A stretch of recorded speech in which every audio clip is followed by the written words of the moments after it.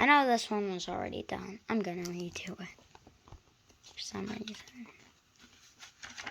Gordon off the rails. Gordon was resting in a siding. Sometimes when he was resting, he would say to himself, "It's really tiring to be such a large and splendid engine. One does have to keep up appearance." So that moment, Henry came by. Beep, beep, beep, beep.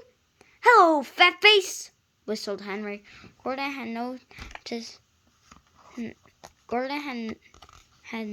not seen Henry for some time.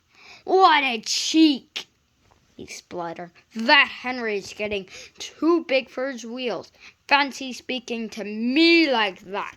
Me," he went on, letting off steam, "who has never had an accident."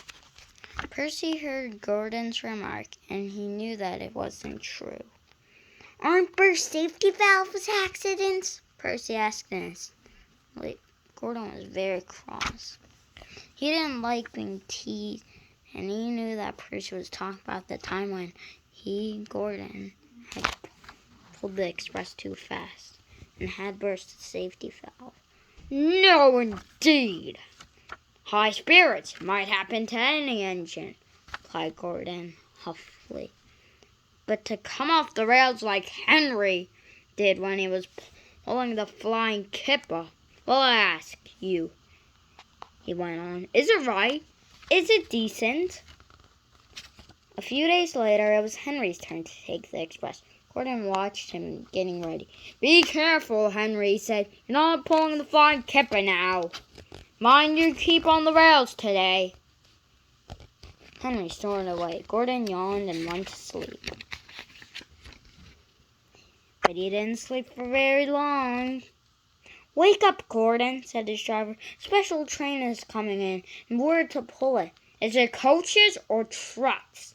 asked Gordon sleepily. "Trucks," said his driver. "Trucks," said Gordon crossly. "Pah!"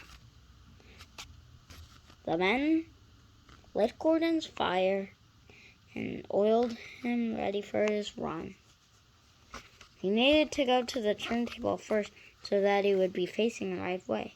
His fire was slow to start and wouldn't burn.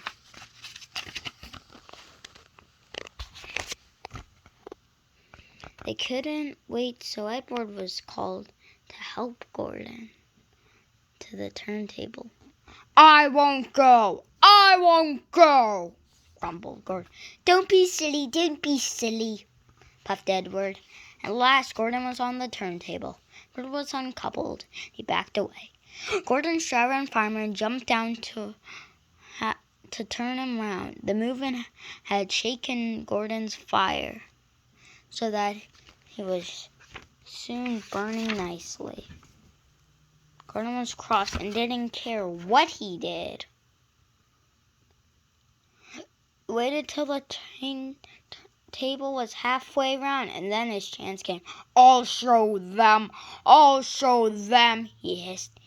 He moved slowly forward. He only meant to go a little way, just far enough to jam the turntable and stopping it.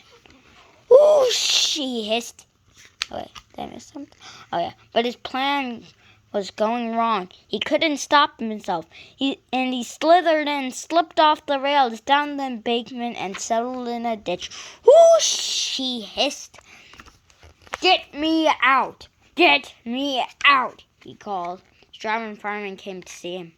Not a hope, said his driver. You're stuck, you silly great engine. Don't you understand? Oh, what's that you say?